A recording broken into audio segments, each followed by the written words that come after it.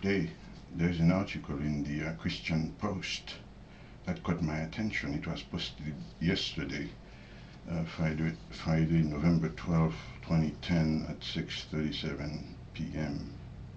I'm sorry, 6:37 a.m. The title of the article is Christian Apologist writes, Atheist ads criticizing the Bible ridiculous yet effective. This is the excuse me, the body of the article. A Christian apologist at Biola University responded Thursday to a new atheist ad campaign that criticizes the Bible, saying it is ridiculous for humanists to lecture on morality without God in the picture. Quote, they are trying to show that they can be good without God, but that's ridiculous, unquote, said Dr. Craig Hazen, founder and director on Biola's MA program on Christian apologetics, in an interview with the Christian Post. Quote, how do you get an ought from an is, unquote, posed Hazen. The concept of good has no meaning in the humanist worldview. How in the world can they understand good and evil, pleasure and suffering, when they believe that the creation of this world is random?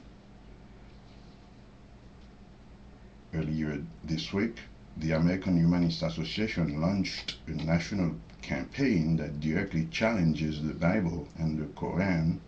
In the ads, excerpts of both holy texts are portrayed in a negative light as a way to show the humanist approach to topics like women, homosexuality, and war as being more moral. In one of the AHA video ads, AHA, which is American Humanist Association, an actor portraying a pastor cites 1 Timothy 2:12, saying, I do not allow women to teach or have authority over a man, she must be silent. Quote, unquote. The video clip, which can be viewed on the quote-unquote Consider Humanism campaign website, is followed by a quote from 19th century freethinker Robert Ingersoll, stating that the rights of men and women should be equal and sacred, and that marriage is a perfect partnership. However, the ads take the Bible verses out of context and don't paint an accurate picture of Christianity, according to Hazen. Citing Ephesians, Hazen said the Bible is not misogynist, but teaches that husbands should love their wives like Christ loved the church. Men are supposed to love their wives like as Christ loved the church and giving themselves over to death for her, said Hazen. That doesn't sound like subjugation, but that sounds like deep love anyone would want. He continues, they are simply assuming the Bible is misogynist and homophobic without doing the careful work that Bible historians do, added the Christian scholar. They are trying to set the rules for the discussion, but they don't actually want to hear the arguments. The current American Humanist Association ad campaign is not the first time the atheistic organization has attempted to increase its membership, but it is the first time in which the ads directly assault the Bible.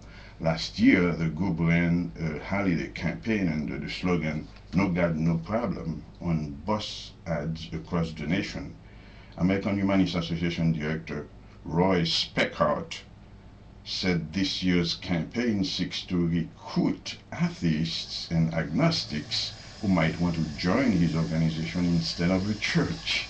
One video ad also features the renowned atheist Richard Dawkins giving the humanist take on intelligence. His quote is paired with a Bible verse from Proverbs 3:5, which calls on believers to trust in the Lord and not lean on their own understanding. It is interesting that the atheists are leaning on their own misunderstandings rather than on God, whom they deny to exist. The article continues. The campaign comprised of broadcast, print publication, and public transportation ads will include a television spot on NBC Dateline on Friday and print ads in major newspapers like USA Today, the Seattle Times, the Atlanta Journal-Constitution, and the San Francisco Chronicle. Although Hazen said humanists have no business interpreting the Bible, he concluded that the ads may have some resonance due to the biblical illiteracy among Christians today. Well, that's not too surprising, since prayer was taken out of the schools in 1961 due to a movement by one atheistic woman and one atheistic judge, overturning the Judeo-Christian foundation of this great nation. The article continues. Some Christians may see these ads and think, yeah, we have to be more tolerant, open, and good, he said. Unfortunately, it's effective, commented Hazen. It's an indictment on general Christian education, but it turns out we've got the goods in terms of excellent thinking and response to campaigns like this.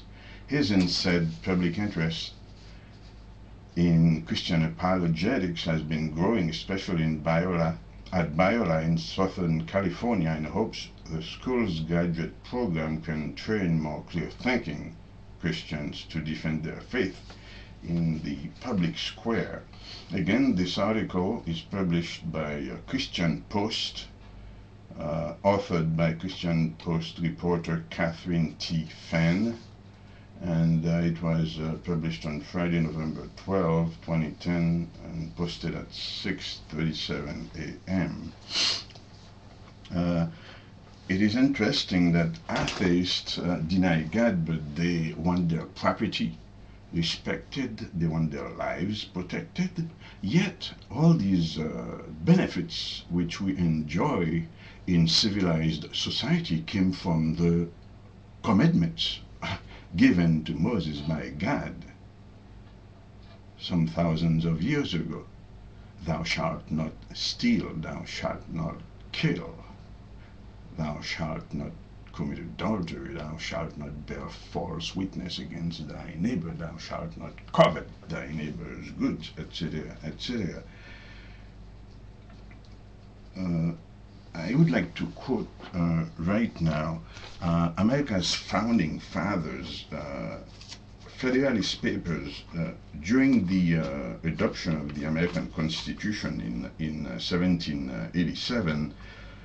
For a couple of years, from 1786 through 1787, Hamilton, Madison, and Jay argued in New York newspapers publicly under the name Publius, which means "with the people," in order to persuade the American colonists living in the original 13 colonies to approve the Constitution of the United States of America that formed our nation. And the American Revolution began in 1775, Anno Domini, 1775 AD, 1775. The war continued until 1783. However, the nation was proclaimed in the Declaration of Independence in 1776, and from AD 1776 to 1787, Americans locally governed themselves without a centralized federal government sitting in Washington, D.C. Proof is in the taste of the pudding. What does that tell us? That tells us that liberty comes first. Then the processes, procedures, and measures to secure that God-given liberty come into play to establish the foundation of self-government as a representative republic which is the United States of America, as proclaimed and ordained in the Constitution of the United States of America, which was ratified in 1787. So we have the Declaration of Independence in AD 1776, public debate between 1776 and 1787 to adopt, to choose freely, willingly, how we shall be governed. The Constitution is ratified 1787, which is 11 years later, and our first president, former General George Washington, did not enter government administration until 1789, 13 years after 1776, the date of the original Declaration of Independence. These are the words of James Madison in Publius. These newspaper articles in New York newspapers, during which they publicly debated adopting, ratifying the Constitution of the United States of America. James Madison says this: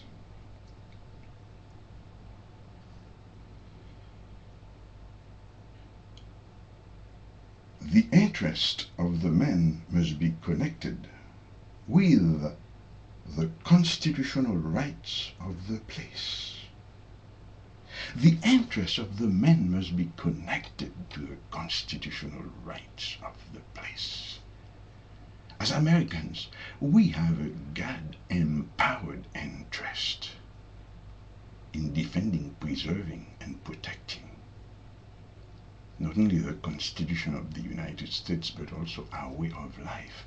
Because this God-given interest is connected to the inalienable, substantive, and due process rights already secured and guaranteed by the mandates enshrined not only in the Holy Bible and in the Declaration of Independence, that our rights come from God, that government is established to secure these rights, and their powers must be just from the consent of the governed.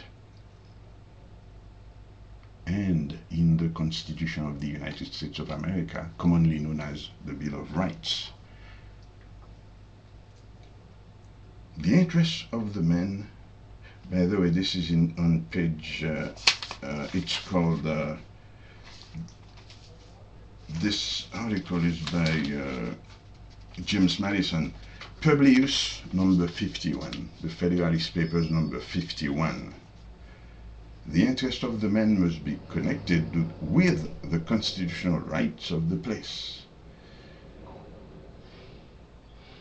It may be a reflection on human nature that such devices should be necessary to control the abuses of government.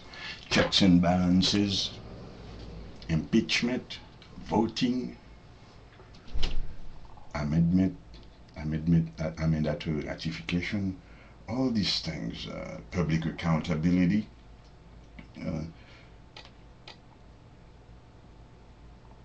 it may be a reflection on human nature that such devices should be necessary to control the abuses of government. But what is government itself but the greatest of all reflections on human nature? Now listen to this.